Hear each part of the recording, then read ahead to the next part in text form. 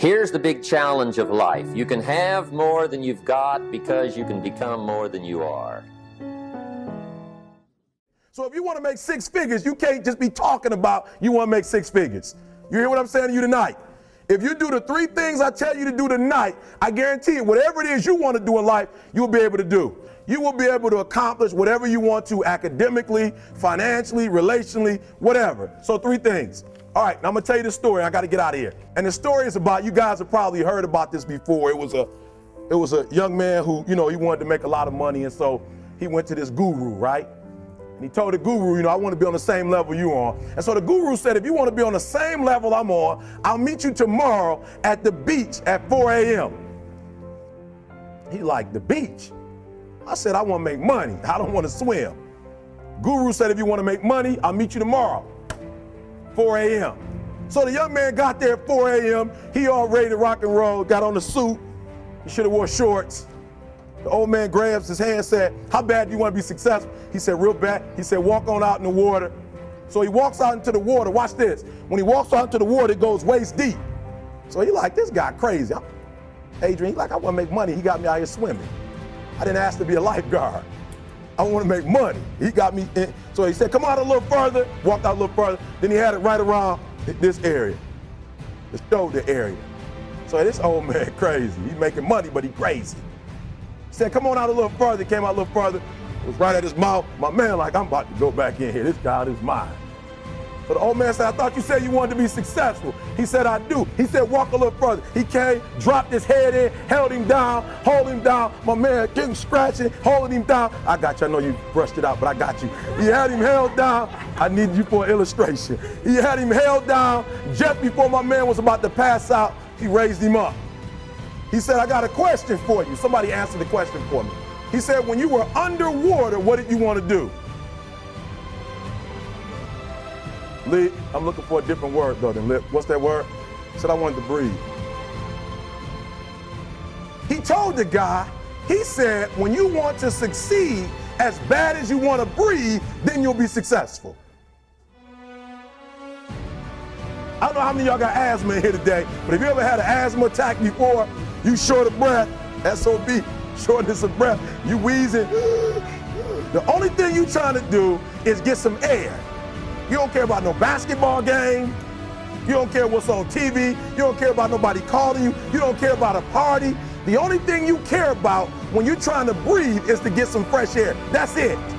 And when you get to the point where all you want to do is be successful as bad as you want to breathe, then you'll be successful. And I'm here to tell you, number one, that most of you say you want to be successful, but you don't want it bad. You just kind of want it. You don't want it badder than you want to party. You don't want it as much as you want to be cool. Most of you don't want success as much as you want to sleep. Some of you love sleep more than you love success. And I'm here to tell you today, if you're going to be successful, you've got to be willing to give up sleep. You got to be willing to work off for 3 hours of sleep, 2 hours. If you really want to be successful, some days you're going to have to stay up 3 days in a row. Because if you go to sleep, you might miss the opportunity to be successful. That's how bad you got to want it. You got to go days without, listen to me, you got to want to be successful so bad that you forget to eat. Beyonce said once she was on the set doing her thing, 3 days had gone by, she forgot she didn't eat because she was engaged. I never forget when 50 Cent was doing his movie, I did a little research on 50, and 50 said that when he wasn't doing the movie, he was doing the soundtrack. And they said, when do you sleep, 50? Sleep, he said, sleep. Sleep is for those people who are broke. I don't sleep. He said, I got an opportunity to make a dream become a reality. Football players, how many football players? Got anybody like football in here? Raise your hand. Anybody like football? Emmitt Smith. I used to be a Cowboy fan before they did my boy Tom Landry wrong. I used to be a Cowboy fan. And watch this, there was a commercial. Emmitt Smith had won his first Super Bowl, and he had this commercial when he was lifting weights. I don't know if you saw the commercial when he was lifting, and Emmitt said, you know what? I won the Super Bowl, so I can rest now. He was doing his bench press. So he said, I won the Super Bowl, so I can rest now. So he throws up about 325, boom. And he rests for about 2 seconds. Then he, boom, boom, boom. Did you see that? He'd already won a Super Bowl. He said, I think I'm going to take a rest. And he rests for how long? 1 second. Most of you won't be successful because when you're studying and you get tired, you quit. And I'm here to tell you today, if you got somebody came in my office the other day crying. I said, look, don't cry to give up. Cry to keep going. Don't cry to quit. You already in pain. You already hurt. Get a reward from it. Don't go to sleep until you succeed. Listen to me. I'm here to tell you today that you can come here, you can jump up, you can do flips, you can be excited when we give away money. But listen to me, you'll never be successful until I don't have to give you a dime to do what you do. You won't be successful until you say, I don't need that money, because I got it in here. So listen to me. Emmitt Smith said this at the end of the commercial. Emmitt Smith said, all men are created equal. Some work harder in preseason. I'm going to say it again because you might have missed it. All men are created equal. Some work harder in preseason. So that means that there are some people who are going to see the professor, going to see the TA. And even when the professor says, I don't meet with you, my TA meets with you, you say, I don't want to talk to your TA. I don't pay the TA. I pay you to teach me. So you're going to have to find some time to meet me. If I got to meet you at the mall, if I got to meet you at your house, you are going to see me. Listen to me. All men are created equal. Some work hard in preseason. When I went to college, guys were way smarter than me.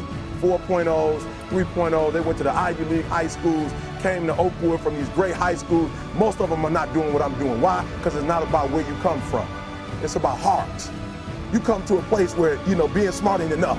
You got to have heart. That's number one. Watch number two. Number two, catch number two. I wrote it down. I wanted to make sure you got it. It says to be, watch this. We're talking about sacrifice now. The important thing is this. You're writing while I'm saying it, because I only have about 3 more minutes. Listen to me. The most important thing is this: to be able at any moment to sacrifice what you are for what you will become. That's the number 2 thing. You got to catch that one. To be able to, listen to me, at any moment. Some of you can make sacrifices when Monday Night Football is not on. You can make a sacrifice. But when the game come on, for some reason, you just attach to it. For some of you, when your favorite show come on, you can make sacrifices on Sunday when ain't nothing going on. But when your favorite show comes on Monday, bam, some of you focus until the phone ring, and then you like, I gotta answer it. If I don't answer the phone, I'm gonna die. I'm saying to you today that there are some of you, if you give up your cell phone, you would be successful. But your cell phone is more important to you than your success. I'm gonna say it again. I'm gonna hurt somebody. Some of you need to give up your cell phone, because the time you spend on your cell phone could be used for your success. The time you could be using to be successful, you're using it on the cell. And the cell phone is not bringing you nothing but a bill. And somebody has told you you couldn't live without it. I'm talking about going deep now, giving up stuff. Watch what it says. To be able at any moment to sacrifice what we are for what we could be. I don't do well in math. You're right. You ain't never studied. I'm not good in writing because you have never written before. But I dare you to fail in writing for a whole year to see if you can get to the end. I dare you to fail. I dare you to take that same class over and over again. I dare you to stop dropping classes like you soft.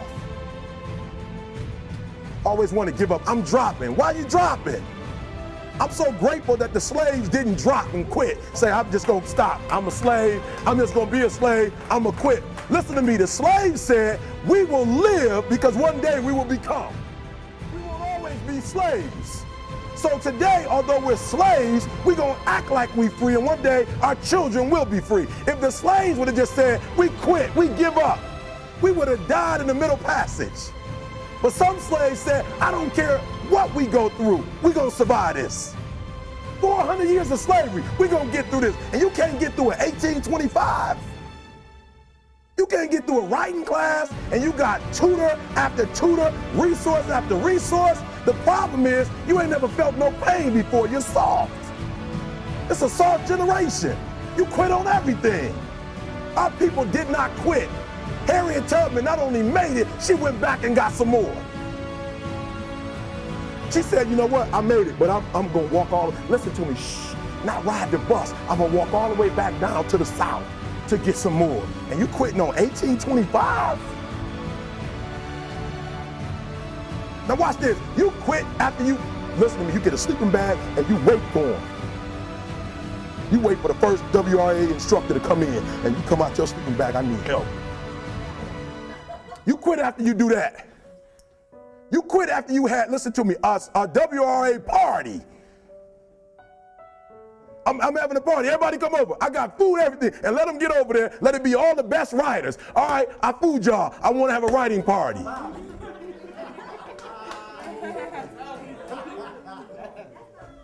I'm serious. You quitting and you ain't even tried yet. Last one, I'm sorry. Last one. Listen to me. Pain is temporary. It may last for a minute or an hour or a day or even a year. But eventually it will subside and something else will take its place. If I quit, however, it will last forever. Listen to me, I'm telling you as I leave. I was homeless for 2.5 years. And the problem with most of you, you never felt no pain before. Y'all spoiled. Y'all spoiled. Some of y'all spoiled. Just bottom line. Your parents have done everything for you. You never had to do nothing for yourself. You're spoiled. We're going to keep it real tonight. Some of you are spoiled brats. Every time you ever got in trouble, somebody in your house got you out of it. Every time you've done something you're not supposed to do, people say, Eric, your mother's a tyrant. You're right. She kicked me out. You're right. She's mean, but she developed a man because she put me out there and said, you're going to have to grow up. And some of you have never learned to grow up. And so every time something get hard, you quit, you call mama. I dare you to take a little pain. I dare you. I dare you not to go home. Somebody said, I don't go home, I feel bad. Go through it. You ain't gonna die. At the end of pain is success. You're not gonna die because you're feeling a little pain. I'm not eating like I eat at home. That's why you're about to go to the next level, because if you keep eating like you ate at home, you'll keep being a boy or a girl. It's time to become man, woman. So don't worry about a little pain. My greatest asset is I was homeless, so I can't feel a whole lot of pain. I've already been alone. There's not a whole lot of hurt I can feel on a little paper, on a little test. So I leave you, listen to me. We have gotten to a point where it's midterms and we're moving forward. The days of you getting money, I'm not saying we quitting, but I'm saying the day has got to go from external to internal. You have to give it everything you got. No more TV, no more parties, no more playing. If you don't have a 4.0, what you need to be doing is studying. Get off the phone. I'm sorry, I'm not available until the end of this year. No, I'm for real. You reached the right number, but you called me at the wrong time. Call me back January 1st. I'm about to get busy now. Huh? I want you to have a countdown of your own and say when the countdown is over, we're the real, watch me, because when I was homeless, I knew something was wrong. I knew that wasn't the best of me. And one day I said, will the real Eric Thomas please stand up? Will the real Eric Thomas please stand up? Stop being this high school dropout. Stop giving up. Stop sleeping on the street. Stop walking up and down Finkel Avenue like you ain't got nothing and get your GED. Stop being afraid to take a test. Stop being afraid to go to college because your daddy didn't go and your mama didn't go. Stop being afraid and be the best Eric Thomas you can be. But listen to me, it's going to be hard. It took me 12 years to get a 4-year degree, but I got it. And guess what? On a degree, it don't have dates. So if it took you 4 and it took me 12, it don't show up nowhere. But I'm exactly where I wanted to be because I realized I got to commit my very being to this thing. I got to breathe it. I got to eat it. I got to sleep it. And until you get there, you'll never be successful in life. But once you get there, I guarantee you the world is yours. So work hard and you can have whatever it is you want.